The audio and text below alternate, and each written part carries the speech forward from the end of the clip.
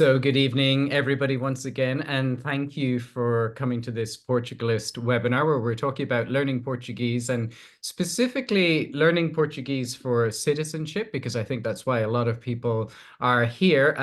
Normally we talk about the non-exciting things, things like visas and taxes and getting your NIF number and opening a bank account. And it's so easy to forget about Portuguese. And it's also very easy to lump it into one of those things that you just have to do. But learning Portuguese isn't something that you have to do. It's actually what you signed up for when you're moving to a new country. It's the fun bit. It's where you get to really live in another culture and get to experience what it's all about. But it's obviously a big stumbling block for a lot of us. It can be quite intimidating. And thankfully, Liz Sharma from Talk the Streets is here to explain how we can learn Portuguese and get over this sort of idea that it's going to be something that's maybe going to be more challenging than it is, and to make it enjoyable for us. So Liz, I'm going to sign it over to you straight away, and you can introduce yourself. And some people will already know who you are, but just in case they don't, who is Liz and what is Talk the Streets? Wonderful. Thank you, James. Well, thank you so much for having me. This is absolutely my bag. I can talk about learning Portuguese all day, every day. So if it's okay, I will go ahead and share my PowerPoint that I've got here for you all. Let me just make that full screen.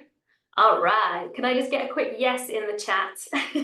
If you can hear me, see me, the presentation is working. And you're all starting to tell us where you're from as well. That is awesome. We've got a lot of people from all over, which is great. Hi, everybody. Mark, Galina, Jessica, Rob. Awesome. Okay. Lovely to see you all. Okay, so yes, today we are talking about Portuguese specifically for citizenship. What do you need to know? But first of all, why am I qualified to be talking to you about this? Who is Liz Sharma, as James asked? So some of you might know who I am. I do have a channel on YouTube where I teach practical Portuguese. And the reason why I ended up doing that is because I've actually studied Portuguese academically for over 15 years. So the accent doesn't deceive you. I am British, okay? I studied at Manchester University and then went on to qualify as an interpreter in English and Portuguese at London Met. So many, many years of my life has been spent dissecting the grammar and all of the boring bits. But then the fun bit is that I have lived in Portugal since 2017. I've also lived in Brazil, and it became really clear to me that my life living in those countries was exponentially better because I could speak fluent Portuguese. So I decided to start teaching and help other people do the same. So now on YouTube, we have over 100,000 subscribers. We just recently hit that milestone, which is awesome. And I really do kind of share my strategies that I've come up with to help people break down the language barrier, because as a native English speaker, I do have kind of a unique perspective. I know where you're going wrong and what you're finding difficult, because the languages do differ so much, English and Portuguese. So I've been in your shoes. I know how tricky it is, and I'm here today as well to help you with that. So now I teach over 1,000 students online inside my program, and I really want people to enjoy living in Portugal and to really feel at home here. And I think that language learning is a massive part of that. But the reason that I teach, it's not because I'm obsessed with grammar and I love verb conjugation tables or anything like that. For me, it's all about relationships. And these are just a couple of snapshots that I think will really, really help you understand why it is I love teaching. This is Sophia on the left with her 100-year-old grandmother. She learned Portuguese, especially in the last couple of years, so that she could speak to her grandmother in her native language. And here she is translating her birthday cards for her into Portuguese because she still only speaks Portuguese. So that's such a beautiful story. Or someone like Melanie on the right there, she is English and relocated to Ancião in the north. And here she is helping one of her friend's mothers who is suffering from early onset dementia, helping her with her knitting and having, you know, a nice afternoon in the park. So these are the reasons, these are the people that really inspire me to keep going with teaching Portuguese, because it's not just about passing an exam. It really is about making connections in this country that you are planning to move to. So, Do you actually need to learn Portuguese if you want to get citizenship in Portugal? So the short answer is yes. To obtain citizenship, you do need to prove a certain level of language proficiency. And the level that's required is A2. We're going to go into more detail about what that actually means a little bit later on. You're going to have to sit an official exam, and it's called the CIPLE, okay? Doesn't matter what that stands for, but it's this upper beginner's level, okay?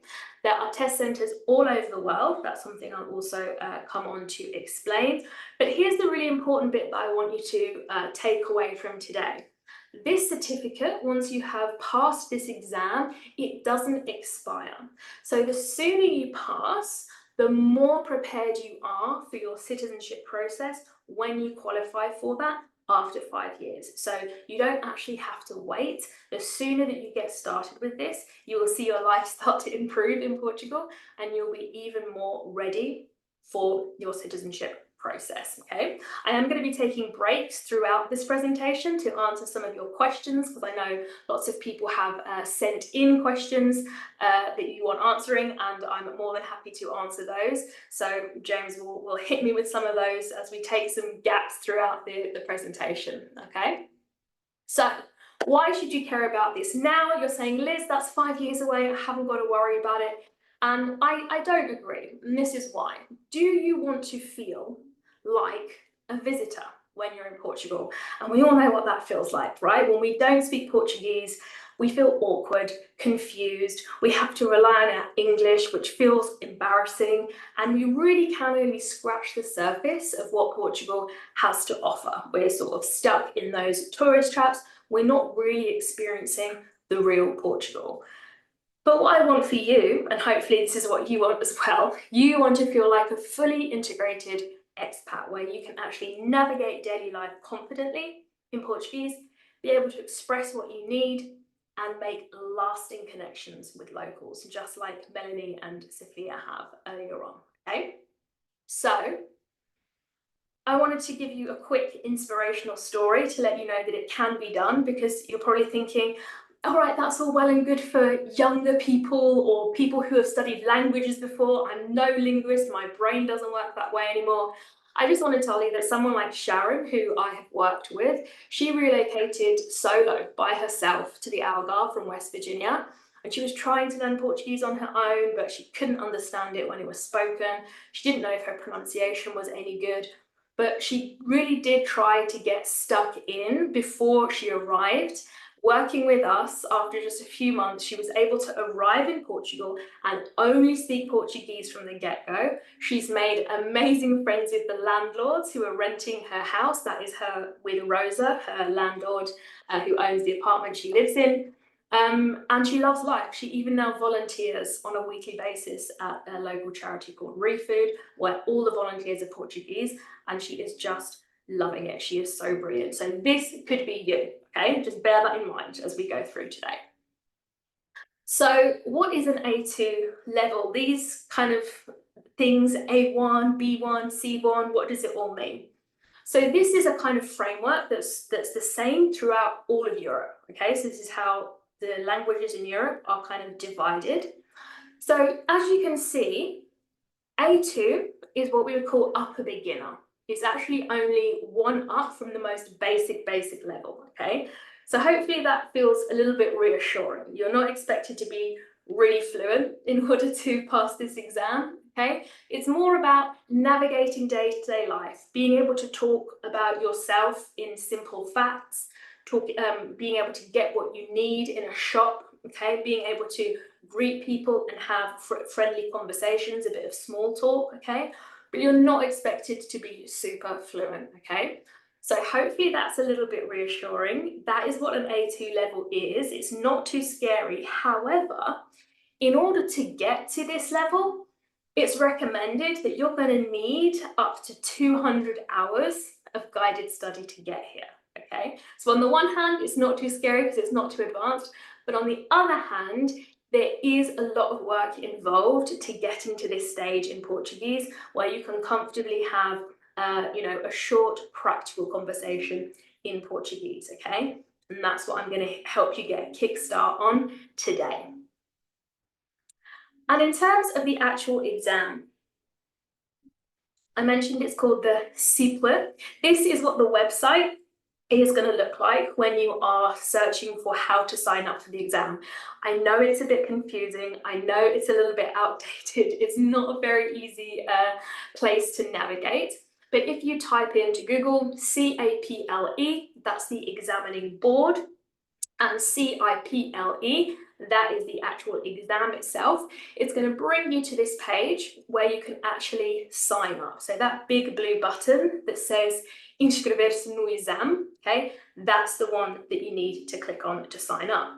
So a couple of bits of information that we can actually get from here, because I know lots of you are wondering, well, what's the exam actually like? So it has 4 parts to it. The first one is reading and writing, and this is generally considered the easiest bit. You're going to be reading some text and answering some multiple choice questions. So you might be reading an advert that's in a shop window, and the question is, when is the shop closed, for example, if the shop is closed on Sundays, okay? The second part, so that's parts 1 and 2. The third part is listening, and this is a lot trickier, okay? You will hear a sort of minute-long text being read out. You'll hear it twice, and you'll also have to answer multiple choice questions about that. That's the one that people actually find the most difficult. So practicing your listening is going to be very important. And then finally, the last piece is spoken. So you will be in a room with one other student, and the examiner is going to ask you simple questions.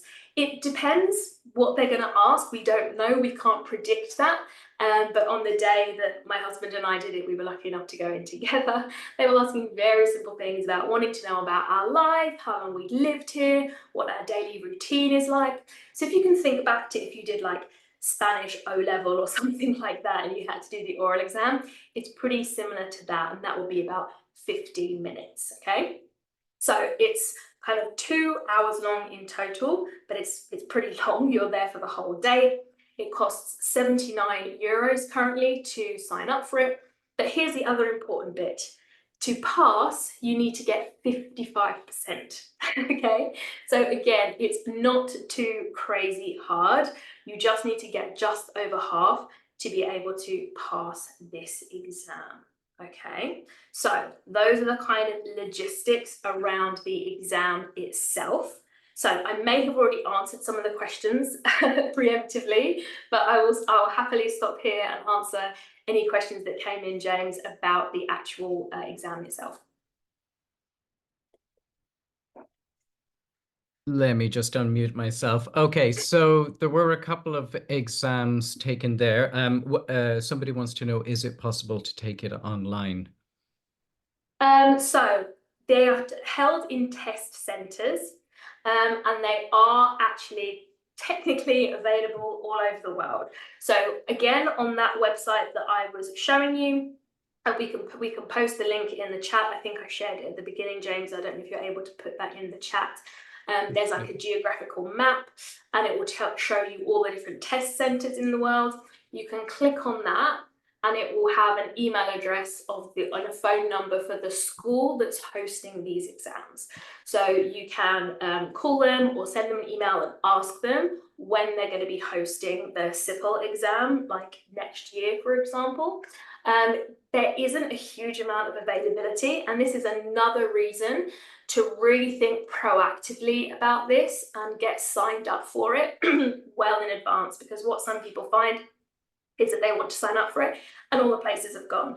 Excuse me. So that is another really important thing to factor in. But yeah, it's a very old school kind of exam where you're literally, for the listening, you're listening to a CD that's being played from the front of the room.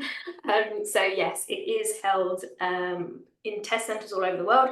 Most people do, of course, the most availability is here in Portugal. So people do come over, you know, when they happen to be here or one of their visits here, and they do the exam that way.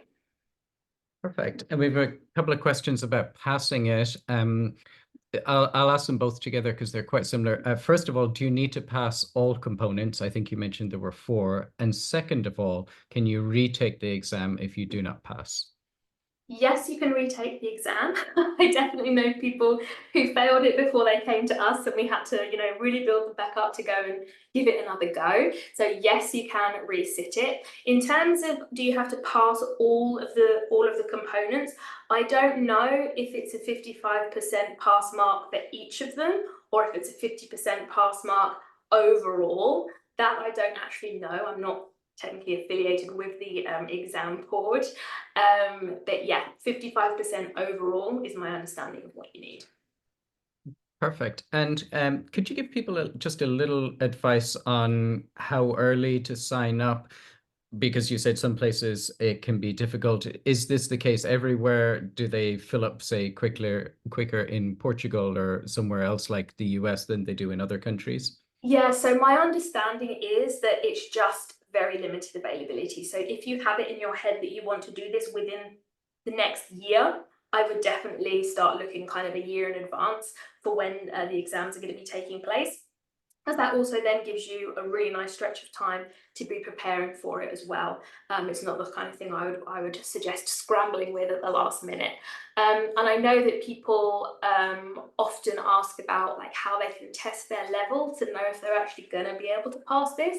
Again, if you're on that website on the page that I showed you, if you scroll down right to the very bottom, there are links to a past exam. So you can download that and give it a go yourself and see how easy or hard you found it. Again, people usually find the listening quite a shock, so I definitely recommend you go and give that a go. And then from there, you'll be able to have an idea of whether you would get that 50% pass mark or not. But I would say that the reading and writing doesn't necessarily pose much of an issue for people, but the listening and the speaking can be difficult. Okay, thanks for that, Liz. I think that's all the questions from that section. Perfect. All right, we can go ahead. So this is the piece that I want you to remember. If it was me, I would not get too hung up on this exam. Why is that? Because this is what happens to a lot of people, and this is what I would consider the wrong way to pass this exam. So what you would do is you would join a course, you would cram your head full of all of these grammar rules, you'd spend hours memorizing vocabulary and verb conjugations, you would just about scrape through passing that exam by just regurgitating what you saw in textbooks, and then you'd think, right, I've got the certificate now, put that away, and then when it comes to actually speaking Portuguese in your day-to-day life, you really still struggle. And I hear this happening so often. I know people have asked about classes that you can take that will bypass actually having to sit the exam. And this is the reason why I personally don't recommend doing that, because sure, it depends what your objective is. If you think, I just need to pass the exam and I don't really care about learning Portuguese, then maybe that's a good option for you. But if you really actually want to get conversational in Portuguese, then I think you want to avoid this process where you're learning to pass an exam and you're not actually learning to speak Portuguese. So what we would consider the right way would be to speak in everyday interactions from day one. So the day that you're arriving, just like Sharon did, you're already feeling prepared to start speaking Portuguese in practical interactions. You want to really master pronunciation to allow you to be understood perfectly. And we're going to come on to pronunciation tips because I know lots of people have questions about that.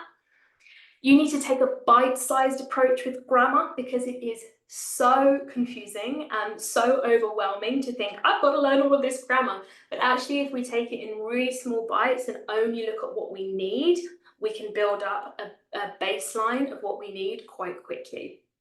We need to tune our ears into the speed and the sound of Portuguese using audio content that's relevant to your life, because I'm sure if anybody has been earwigging on the streets listening to Portuguese people, it's very hard to understand because they run all of their words into one. It's not really what we're kind of used to hearing. So that's another thing that we need to get confident at.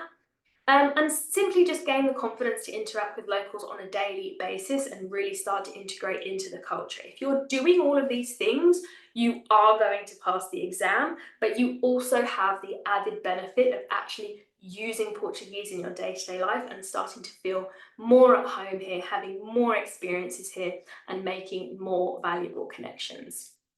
So another example, this is my student Rick. By the time he took the A2 exam, he was already able to, he'd purchased furniture for his apartment and arranged the delivery all in Portuguese. He got a haircut that he actually liked, that he wasn't just sort of grinning and nodding and saying, sure, do whatever you like. He was able to chat to the barber all the way through. He could go to the movies and understand the subtitles, and also submitted a 10-minute recording of his weekly speaking practice. That's actually how you graduate from my program, not doing an exam where you're ticking boxes and doing multiple choice and taking guesses, but actually having a 10-minute conversation with a native speaker. So he really was in such a better position. He still had the exam done, but he'd also built up his practical Portuguese as well. So how do I get there? That's the question. And this is my advice. I've been teaching Portuguese now for almost 5 years, and these are the 3 things that I think everybody should focus on if they want to improve their Portuguese fast. So the first one, which we're going to look at all of these in detail, I'm going to give you some practical lessons here, so you will go away from this already feeling more confident about your Portuguese. The first one is pronunciation, and so many people skip this, but it really is the foundation of any language, and it's the main barrier that's going to prevent you from being understood when you speak, because you're just going to try and say what you see, right? And it's not going to come out in a way that a native speaker is going to understand it unless you understand pronunciation rules. And it's also huge in terms of understanding others when they're speaking to you. Number 2, we want to focus on real life Portuguese that people actually speak, not necessarily the formal way of speaking that you learn in textbooks. So again, you're learning so you can have conversations. So you need to be able to speak and understand the way real people speak. And finally, I mentioned this one already, only stick to the essential grammar. It's fundamental to building your ability to speak, but it really shouldn't be overwhelming or make you scared to even start, okay? Focus on the essential only and build it up incrementally from there. Because let me know if this has been your experience. If you've ever gone to a traditional language school, they'll cover a teeny bit of pronunciation, but it's pretty much all grammar, and it gets really heavy and confusing really quickly, which is why you just feel overwhelmed. But the way that I teach, that I think is so much more beneficial, is to have an equal emphasis on those 3 pillars that I was talking through: pronunciation, real life Portuguese, and grammar, okay? And that is going to make you feel so much more in control, okay? So with that said, I would love to dive into some pronunciation tips for you guys now, so you can start to get a good idea of how you can speak like a local, okay? And again, I'll pause after this section, so if any pronunciation questions have come up, I can answer those as well, okay? So the first thing I want to talk about is open and closed vowels, because when people hear, oh, I'm moving to Portugal, I'm going to be learning Portuguese, they're like, well, that's just Spanish with another accent, isn't it? It's pretty much the same. I speak Spanish, I'll be fine. And this is one of the reasons why that is not the case, okay? The Portuguese use much more closed vowels than the Spanish, okay? So if we look at the name Maria, and we pronounce it like we would in Spanish, they would say Maria, okay? And you can see that my mouth opened there. So this really is open A's, Maria, okay? However, if we want to sound Portuguese when we say the same name, we're going to close down both of those A's. The closed A is the same as the in away. When we say the word away in English, that's the closed A. So instead of Maria with open A's, we want Maria with closed A's. And hopefully you can see that that was quite different, and that's how you are going to be detected as somebody who speaks Portuguese rather than Spanish, okay? Another example, this time with the letter E. And this time using the comparisons with the Brazilians, the beautiful Brazilians. I lived in Brazil. I had a wonderful time. I also speak Brazilian Portuguese because I can't really help myself when someone's speaking to me in Brazilian Portuguese. What the Brazilians will do when we have an E at the end of a word, they will say, for example, tarde. Okay, they will have that E at the end that is very obvious. However, in Portuguese, one of the things I'm always telling my students to do is when we have a word ending in an E, we want to close down that E. It's going to be tarde, tarde, okay? And it's like an sound here in our throat, rather than that E that you hear in Brazilian Portuguese, or even tarde, again, that open E that you would hear in Spanish. So I want you all to look out for that. Open versus closed vowels. Knowing when to close down your vowels is a really important tip for speaking like a local, okay? Next up, the nasal sound. Who has tried to do the nasal sound and wondered, what's the trick to this? Because I just sound like I'm walking around with a peg on my nose. So the nasal sound is really important. And when we have a word ending in an M in Portuguese, that's a sign to us that we actually have to nasalize the vowel that comes before it, okay? So I actually need to nasalize that O. So I'm not going to say bom, dia, okay? The M shouldn't come into it. Instead, I'm going to nasalize the O, bom dia, okay? And that's how it should sound. Now, in English, we do have this kind of ny sound when we say words like sing, thing, bring, okay, you can, if you say those out loud to yourself now, you'll notice that that's how we make that sound, right? We don't say sing, right? It's more of a sound. So a really helpful trick is to imagine that there's actually an ng at the end of that word instead of an m. So now if you say bom dia, imagining that it was a G, hopefully you've been able to recreate that kind of nasal sound that we need in Portuguese, okay? Give it a go, it's a really helpful tip. So, 3 words with a nasal sound because they all end in M, so I have to nasalize the vowel that goes before all of these, okay? So, bom, sim, and sem. That's how those should sound, which is good, yes, and without, okay? Bom, sim, sem, okay? Another really good tip is to just make sure your lips don't shut, because if your lips shut, that's going to automatically make a M sound, and that's not what you want, okay? We want to keep it up here, bom, sim, sem, okay? Next up, the sounds of S. The sh sound is really common in Portuguese. I'm sure you've noticed it. And here we're going to learn when it comes up, okay? So, when a word begins with an S, nice and simple, we're just going to do a S. Sapato, sapato, okay? Meaning shoe, nice and simple. But when an S is at the end of the word, this is when we need to use a sh, okay? This is our first instance of that sh coming in here. So this would be copos, copos, okay, meaning glasses. But we also use a sh sound if an S is in between a vowel and a consonant. It seems like it's going to be tricky, but as you go on and you read more and you're listening more, you're going to notice that these S's are also a sh. So this is a pastel de nata, okay? And that is a sh sound because we have A, S, T, vowel, S, consonant. That also tells me I need to make a sh sound.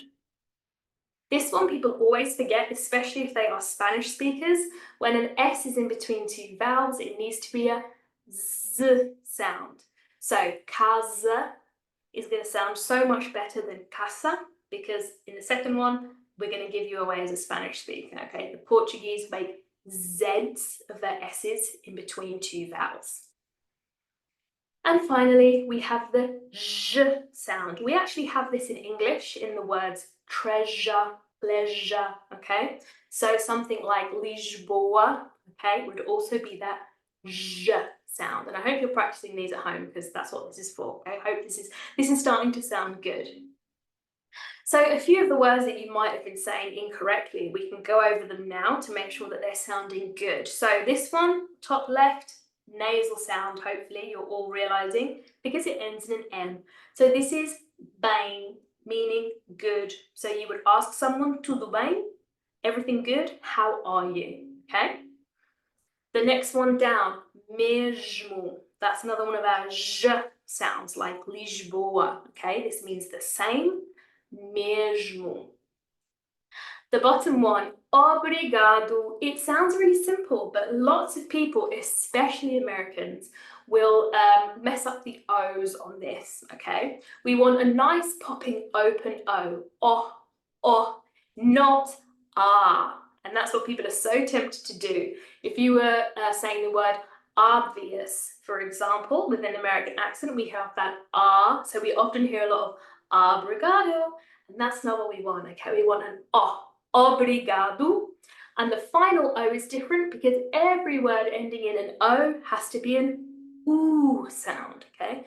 Obrigado. Okay, hope you're taking notes. Don't worry, this is being recorded. You'll be sent the replay. This is a lot of information to take in at once, but it's all really helpful stuff, okay? Next column, rua, rua. So when a word begins in an R, we're either going to do a h or we can do a r sound, okay? Rua. So you can trill the R or you can do the voiced uvular fricative, which is the th sound. You've got to get lots of friction in your throat, okay?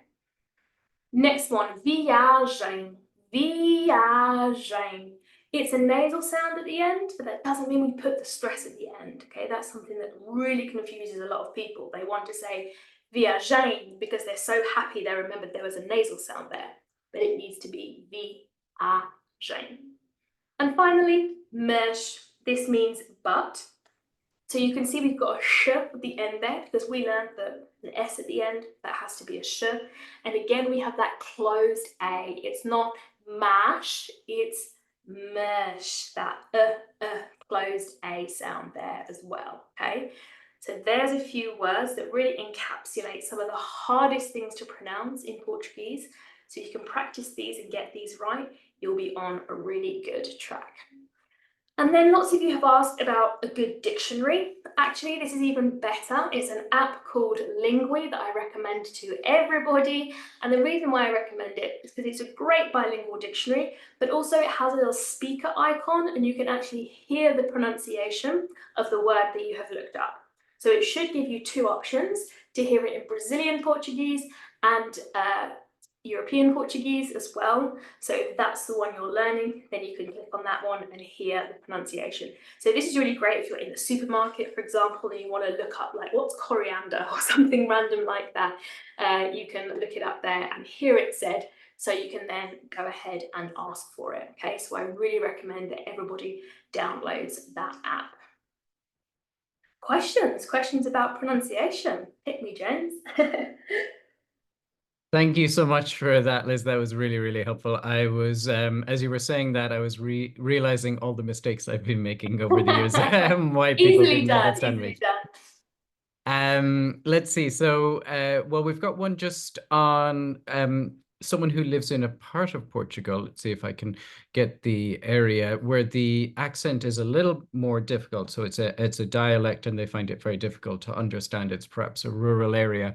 How would you recommend that someone sort of familiarizes themselves with that accent rather than say just the sort of better spoken Portuguese that you might find on television or radio or something like that, where people are trained to properly speak on Yeah, camera that's and a video? really good question. And honestly, the only thing that we can do is work from the standard Portuguese, and then you're going to need to find a way to get immersed in your local community where you can start to kind of overlap the two and understand what is being said. So the way that we do that with my students is when they get halfway through the program and they have kind of got the foundational Portuguese that they need, we encourage them to go and do speaking practice. So this could look like joining a local class. You know, I've got students who do knitting clubs, hiking clubs, rambling clubs, anything that you could do to get involved in the local community to start to tune your ear into the way that people are speaking there, because it is going to match up and it is going to be difficult in the beginning, but the best way to do it is to do as much listening as possible, and maybe see if you can find somebody who can kind of be your bridge, who does have some English, who can explain to you how certain things are pronounced differently. Because if you're working from standard Portuguese, the variations aren't impossible. We just need to work out where the kind of nuances are. So that's what I'd recommend. Okay, thank you so much for that, Liz. And I will say, even in English, I lived in Scotland for a while, and I remember took my ears a little bit of time to adjust, even though I'm a native speaker, grew up in Ireland, which is similar accent as Scotland, but I still had a little bit of confusion with some accents in the beginning. So similar to that, do you have sort of YouTube and radio stations that people could listen to sort of familiarize themselves with the accent?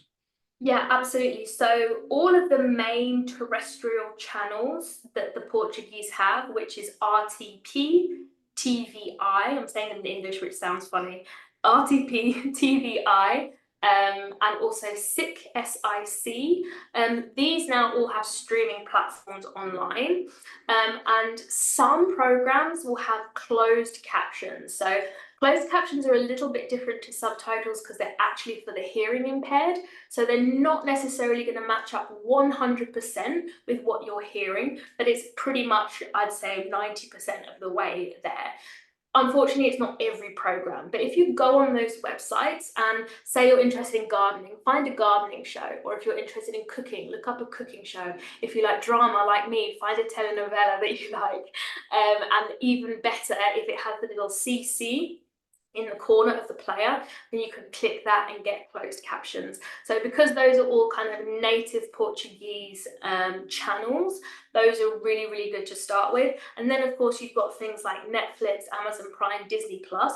All of these have so much more content now. When I started my channel 4 years ago, there was nothing. And now all of these channels do have the option of not just Brazilian Portuguese, but also European Portuguese as well. So something like Disney is great to use because you know all of these stories, right? You know the story of Cinderella or Pocahontas or whatever it is.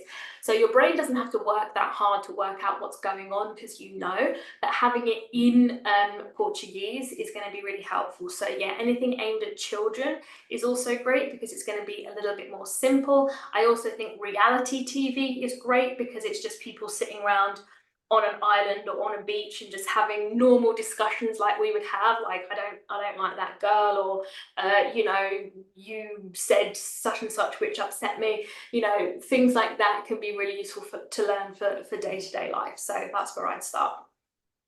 Okay, and what about Brazilian Portuguese? You mentioned obviously you learned to speak it, and so much of the content that we come across in Portuguese is Brazilian Portuguese. Is that going to help in the beginning, or is it going to not help? So I've got a nuanced answer on this. In the beginning, I would stay away from it as much as you can because it is going to confuse you. If you are using Brazilian input, particularly for listening, and then you get to Portugal and say, well, this sounds completely different, you're going to have a really hard time. And honestly, even Brazilians themselves, when they arrive in Portugal, have a hard time understanding it. Again, like you said, arriving in Scotland, it takes your ears a few days to adjust. The Brazilians will actually dub Portuguese content with a Brazilian voiceover. So it really is quite different. So in the beginning, I would try and stick to Portuguese materials as much as you can. When it comes to speaking practice and you have done lots of listening, you understand the pronunciation rules, and you're looking for people to practice with, then I say it's okay to practice with Brazilians because it is the same language at the end of the day, and you've got enough of a baseline at that point to not get too confused because you'll understand where the kind of major differences are. So it depends what stage of your journey you're at, but I would say in the beginning, don't use Brazilian materials. Okay, and so many people sort of drop a lot of the syllables, or let's say pronounce them differently, as you were pointing out. How do you get used to understanding what they're saying? A really good question. We're going to come on to that in the next slide. The next sort of section is going to go into this in a bit more detail. But essentially what's happening here is that Portuguese is a stress-timed language, like English is, in fact, whereas other languages like Italian and Spanish, they are syllable-timed. They are much easier to understand because we hear all of the syllables. All of the syllables are stressed. So in a question like ¿Dónde estás? In Spanish, I heard every single one of those syllables. I stressed them all because it's a syllable time language. In Portuguese, that's very different. We would say onde estás? And you're like, what? That sounds completely different to donde estás when I heard all the syllables. So that's why it's much harder to understand spoken Portuguese.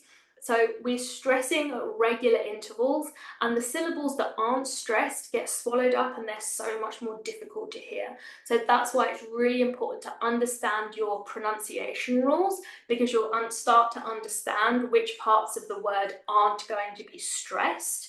And you can kind of work from there. Once you sort of start to understand, oh, okay, that's the word está, but we're only saying está because the E wasn't accented, okay? So that's the way that we would start to understand that. But it leads us nicely onto the next part of the presentation.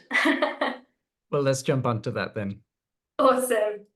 So we talked about how to decode everyday speech, and this is exactly what we were talking about here, okay? So if we've got a simple interaction where two people are greeting each other, what we're used to doing when we're learning a language is hearing everything very prim and proper, everything is enunciated well, and then you go out into the real world and you say, well, no one speaks like that, I'm completely lost, okay?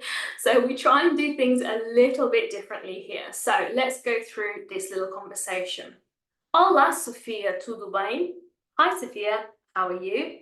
Olá, Miguel, estou bem, obrigada. E tu? Hi, Miguel, I'm fine, thanks. And you? Ah, vai-se andando. Tens novidades? Yeah, it's all going fine. Any news? Não tenho, infelizmente, estou um pouco atarefada. Okay, so that's how it would sound if we were enunciating everything. However, here's what the Portuguese will do in real life. A word like estou is never going to be pronounced estou. They're just going to say tô bem.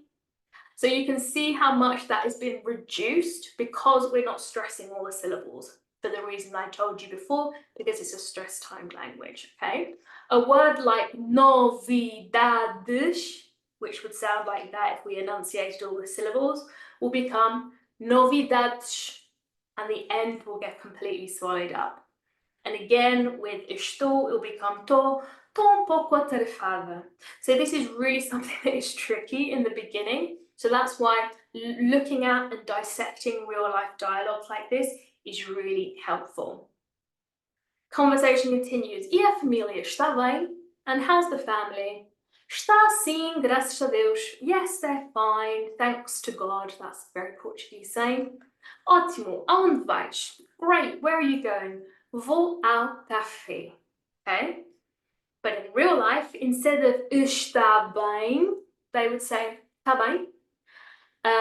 And instead of está sim, they would say tá sim. Okay, so once you start to get used to which parts of the word are stressed versus unstressed, it's going to be easier for you to kind of pick these things out in real speech. And then they'll say goodbye to each other. Divirte então. Até logo. Ciao, ciao. So have fun. See you later. Bye. Our até is going to become te logo. Okay, and even the ending of that logo is missed off.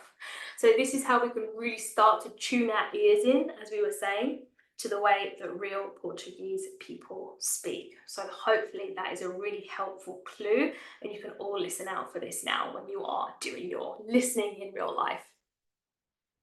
And then the last piece of the puzzle that I wanted to cover with you is what I call the building blocks for conversation. And that's how we should see grammar, okay? I don't want you to learn grammar for grammar's sake. I want you to think of it as these are the pieces of the puzzle that I need to build my sentences and build the things that I want to say. And tell me if you've ever felt like this, right? When you finish Duolingo and finally work up the courage to speak to native speakers, you think you're saying what you want to say, and you end up telling someone that you want to eat their baby instead of, can I get your baby something to eat, okay? This is the problem with apps. They can be really fun and keep us motivated, but you kind of get a false sense of progress because you think, oh, I'm on a 65-day streak because I can tick all these boxes and play this game in the right way, but I can't necessarily formulate and string together the sentences that I want to, okay? So that's what I want you to kind of avoid when you're starting to learn grammar. Use the stuff that you're gonna use on a day-to-day basis rather than all of the rules and all of the conjugations. So the first thing that I think we should start with is understanding gender, because this is one of the biggest mistakes people make, because it's hard for us in English. We don't have this, and it's really difficult. How do I know if a croissant is masculine or feminine? Like, it makes no sense to us.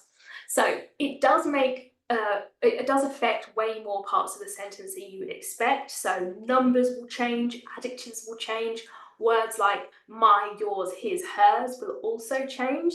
So the best piece of advice that I can give you is to learn the gender of words as you go. So when you're compiling your list of vocab, don't just write cat, write out the cat and have the being either masculine or feminine, okay? And that's what we're going to look at here. It would be lovely if we had a golden set of rules to tell you what was masculine and what was feminine. But it's not that easy. We can only speak in kind of general guidelines, okay? So words ending in an O, L, R, or ma are likely to be masculine. So things like o gato, o colar, o papel, o cinema, o clima, and o problema. Take from that what you will, the problem is masculine. So I really recommend putting this o in there, which means the, okay? The cat, the necklace, the paper. By including that, you're going to start training yourself to remember whether these words that you're learning are masculine or feminine, okay? Same for feminine, words ending in a, un, ad, is, jane, and são. These are all likely to be feminine. So a panela, the pot, a irmã, the sister, a verdade, the truth, a velhice, the old age, a viagem, the trip, and a estação, okay? These are all feminine words. So sometimes the endings are going to give us a clue as to what's going to be masculine and what's going to be feminine. But again, the best advice I can give you is to use Lingui. And when you're putting your lists, vocabulary lists together, don't just write down flower. You can see there underneath flower, it says flor, and there's a little F. And that tells us that the word is feminine. So if I was writing this down, I would say a flor, okay? And then I will always hopefully remember that it's a feminine word. So this is a challenge that my students absolutely love. These are real pictures from their houses where they've gone round putting post-its on everything that they can see. You can even do a different coloured post-it. So it doesn't have to be blue and pink, it can be yellow and green or whatever you want. One colour for masculine words and one colour for feminine words, and even the cats get involved, or I'm not sure how happy they are about that, but cats aren't happy about many things, are they? So the other piece of this puzzle, so you heard me talking about the word the, right? U and a. So it's really as simple as the word the in English. However, the Portuguese use it a lot more than we do. So anything that is a proper noun, so anything that would have a capital letter in English, so a person's name, a country, a day of the week, a place, we have to remember that the definite article, the u or the a, has to actually go with these, okay? And that's why it's, again, important to know if things are masculine and feminine. How are you supposed to know that the Algarve is masculine? I don't know. It's just one of those things that's going to come over time. But these are the little things that as you're starting out, they're really helpful to pay attention to, because they will save you so much headache in the future, okay? So that's why when you're asked something like de onde és, which is something that people are going to ask you a lot when you move to Portugal, they're going to be curious, where are you from? You would say, sou dos Estados Unidos, for example, if you are from America. So United States is masculine and plural, so we need that os in the sentence, okay? Canada is masculine and singular, so we need that u in there as well. Sou do Canada. But Romania, for example, that's a feminine country. Who knew? But there you go. Again, Lingui can help you with this. Google can help you with this. Wikipedia can help you with this. Okay. Romania is feminine. So we would say sou da Romania. Okay. So these are the little pieces of the puzzle that are really helpful to look out for when you're first starting out. So I just want you to take away from this that it can be straightforward. You don't have to be a language learning genius to start to speak Portuguese. It really is the outdated and overly academic way that languages are still taught. They keep people feeling kind of stuck and frustrated. Easy to access apps and videos. They can be helpful. They have their place. I call them a side dish rather than being the main course, okay? Because they don't give you everything you need to complete the puzzle. All right, so what I've taught you today is the tip of the iceberg of how we can get you confident and conversational in Portuguese, but I do have a full program for anybody who is interested. I would love you to invite you to apply because this is 100% focused on practical Portuguese for your day-to-day life, okay? So it's called Portuguese Pro. Takes you from saying your very first words up to having your first conversations with native speakers to allow you to navigate everyday life. It's an intensive online curriculum that follows the exact methods that I've been showing you here. We have weekly live sessions and we have an active community of hundreds of like-minded students that will keep you feeling motivated and accountable. The program is lifetime access, and so you can end up with like all the people I've been speaking about today. Sharon, Rick, this is Gillian. She moved to Cartacho. She couldn't understand her neighbours. It was a rural area where people really weren't fluent in Portuguese. And she didn't think she'd be able to learn a new language at her age, but she did so well. And now she actually goes and reads to one of her neighbours in Portuguese who has sight problems. So that's another amazing, heartwarming story of how you really can be let into people's lives and feel so much more at home in Portugal if you take learning Portuguese seriously rather than just a tick box exercise to pass an exam. Okay, so I know that we've got a few more questions to go through. We probably can't answer everybody's question, but I am leaving our contact here, hello@talkthestreets.com. So anything that didn't get answered today, you can be very welcome to send us an email and we will help you out. But if you do want to apply for the full program, we would love to speak to you. You go to talkthestreets.com/apply. There's an application form there. We get back to you as soon as we can. We do have a bit of a waiting list at the moment. We do try and get back to you as soon as we can. And then from there, we'll have a conversation with you about whether this is going to be helpful and the right thing for you. So would love to see some of you there, but I would also love to answer a few more questions now that we've reached the end, James. I think we've got a few minutes, haven't we, to answer a few more questions. We do. Thank you so much for that, Liz. That was really helpful. We didn't have any question on grammar, but I'm sure people have questions about the whole of grammar, and your course will help them with that. Let's see which questions came through just at the end. There was one question about the A1 exam rather than the A2, and I was curious what your thoughts are on that and whether it's worth actually doing that or just jumping straight to A2, which is the citizenship Yeah, exam. I don't think you should do any more exams than you have to do. Personally, that's my opinion. And the A2 one is the one that's actually gonna, be beneficial for you in terms of the bureaucratic process that you have to do.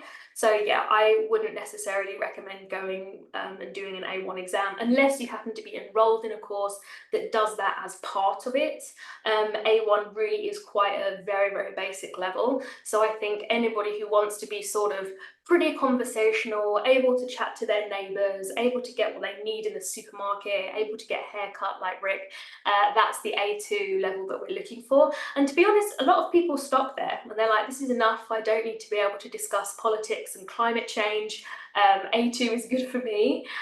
So I do think it's probably if you're going to focus your time on getting to a particular level, then that's what this is for. And Portuguese Pro does focus on that. And we also have specific material for helping you pass the support exam as well that we've created. Okay, and I studied sort of creative writing and English literature, and I will say that doing something academically is one of the quickest ways to take away the joy of it. I thought I was going to have so much fun doing it, and I was just thinking about writing papers the whole time. So I like your approach on that. What would be your advice for speaking or when locals reply to you in English, which I think is a common problem people come across in Portugal? Obviously, Portuguese people speak English so well that they think it's easier to jump to that. Yeah. Yeah, so I actually have a full video on this on my YouTube channel. So again, my YouTube channel is Talk the Streets. There's tons, I think it's 150 videos, completely free for you to go and check out. And this is one of the things we covered because it is so common. People feel so deflated, and I totally get it. You've worked up the courage to say something in Portuguese and the reply comes back in English and you just feel like absolute rubbish. So the first thing I would say to people is don't take it personally, because it's not necessarily because your Portuguese was bad that they're replying in English. It's because maybe they think it's going to be quicker. Maybe they think they're rescuing you because you're going to find it hard. Maybe they're having a bad day and they just don't have any patience. Like, there's several reasons why it would be. It's not going to be necessarily because your Portuguese is rubbish. Okay, so that's the first thing I want people to say, to realize. But also, there are just a few simple things that we can reply with. And again, in that video, I go into kind of more detail about that. We can just say, it's very, very simple. Em português, por favor. In Portuguese, please. Quero treinar o meu português. I want to practice my Portuguese, okay? So simple phrases like that will help somebody understand, like, hey, I don't mind if I sound silly or if I'm going to make mistakes. I actually really want to try. And if you're living in a big city like Lisbon, then that is going to happen a lot because people are used to dealing with tourists. They're just going to speak to you in English because the Portuguese, especially younger generation, do have good English. So don't be disheartened, and just make it clear that you actually want to practice. And then people, I think, most people will then be happy to help, unless there's a queue of 25 people behind you and they don't have time. Do you need to be in the time zone as you are, Liz, to benefit from the course? No, so we do actually have a lot of people who do this asynchronously, people in Australia and Asia. So again, the whole curriculum is online and self-paced, so you can do it at the time that's good for you. In terms of the live sessions, they're all recorded, so if you submitted a question or some pronunciation for feedback, you'd be able to watch the recording. So it really depends on how much the live element is a make or break for people, but we certainly do have people who follow it completely asynchronously, and then people pop up and say, hey, I'm ready to submit my 10-minute conversation. I'm like, where did you come from? I haven't seen you at any of the live sessions. But yeah, it can be done. It just depends on what you're looking for. For those starting to learn Portuguese before moving to Portugal, how much of a disadvantage is that not already being in Portugal and sort of hearing it each day? It's obviously, if you're immersed, then you are going to pick things up more quickly. However, I do think it's the lesser of two evils to start before you come, because even though it's going to be harder to access, to listen to the language on a regular basis, because you're not going to be forced to use it if you're going out and about, it's actually a really good time to dedicate to learning, because when you arrive, you're going to be stressed. There are going to be so many other things that you need to sort out, like furniture deliveries and signing your kids up to school, and there's going to be so many things to think about. If you've done work on your Portuguese already, that's going to be a huge relief. You can get the internet provider around and make sure that you're able to speak to them and get your internet installed, like some students have posted about this week.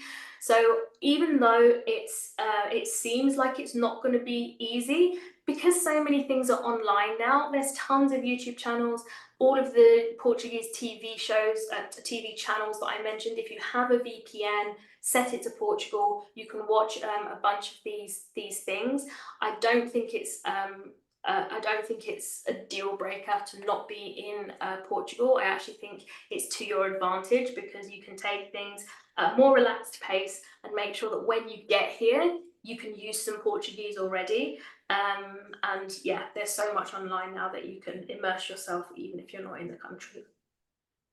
And for those who spoke Spanish before, a lot of people will have done it in high school. What are your tips for transitioning to Portuguese without mixing up the two languages?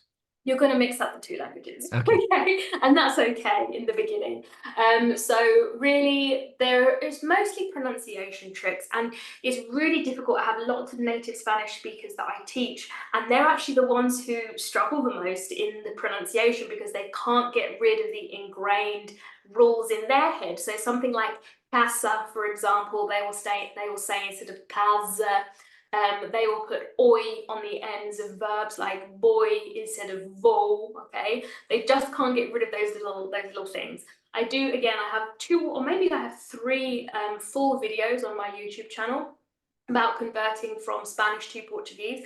Again, there are just little rules that we can teach ourselves. So every time we see an OU in a verb conjugation, that would be an OY in Spanish. So I'm going to make sure that I switch to that.